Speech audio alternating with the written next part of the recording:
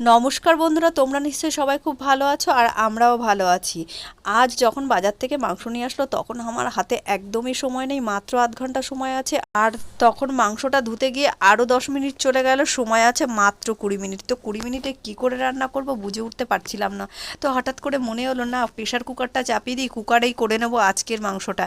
তো আগেও আমি কয়েকবার করেছিলাম, খেতে কিন্তু ভালোই হয়েছিল।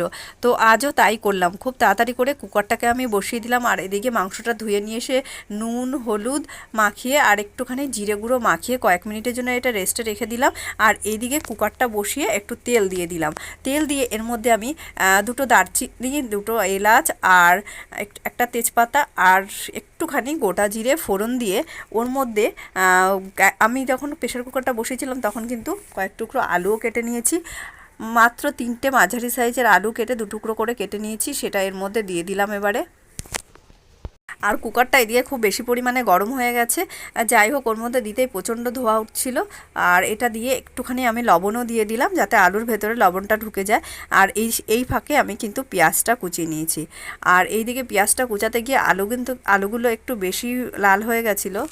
এর মধ্যে দিয়ে দিলাম 2টো বড় সাইজের পেঁয়াজ কুচি আর এর সঙ্গে 2টো ছোট সাইজের টমেটো এর মধ্যে গোটাই আমি এর মধ্যে একবারে দিয়ে দিলাম।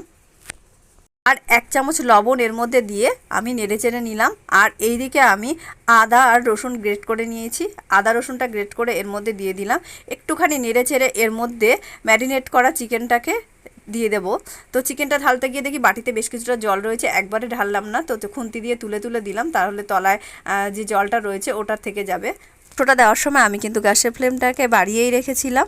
আর এইদিকে আমি লঙ্কার গুঁড়োও দিয়ে দিলাম বেশ কিছুটা। তো তাড়াহুড়োর মাথায় আমি আর কিছু খুঁজে না পাই একবারেই দিয়ে দিলাম এর অনেকটা পরিমাণে লঙ্কার গুঁড়ো। খুব ঝাল হয়ে গেছিলো, আর ঝাল হয়েছিল বলে হয়তো খেতেও বেশ ভালো লাগছিল। তো এটা দিয়ে বেশ ভালো করে নাড়াচাড়া করলাম। মিনিট 5 এইভাবে নাড়াচাড়ার পর খুব ভালোভাবে যখন সব মিশে গেল, তারপর আমি প্রেশার কুকারের ঢাকনাটা কিন্তু বন্ধ করে দিলাম। প্রেশার কুকারের ঢাকনাটা বন্ধ করে দিয়ে কিন্তু গ্যাসের ফ্লেমটাকে একদমই কমিয়ে দিয়েছি, যাতে খুব তাড়াতাড়ি সিটি পড়ে না যায়। তো মিনিট 10 পরে সিটিটা কিন্তু পড়লো। তো সিটি পড়ার পর যখন ঢাকনাটা খুললাম দেখলাম এই রকম পর্যায়ে চলে এসছে।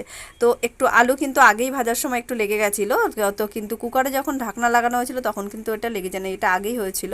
তো যাই হোক এইভাবে নেড়ে চেড়ে নিয়ে দেখলাম বেশ ভালো, তো গরম মশলা দিয়ে দিলাম। আর মিনিট 5 এইভাবে ফুটিয়ে নিয়ে একটু মিষ্টি দিয়ে আজকের আমি চিকেনটাকে নামিয়ে নিয়েছিলাম। সত্যি বলছি 20 মিনিটে এই রকম চিকেন রান্না, আর প্রত্যেকটা মাংস কিন্তু খুব সুন্দর নরমও হয়েছিল আর খেতেও খুব সুস্বাদু হয়েছিল। অনেক প্রিপারেশন করে রান্না করেও এতটা খেতে ভালো হয় না। তো যাই হোক আজকের রেসিপি এখানেই শেষ করলাম।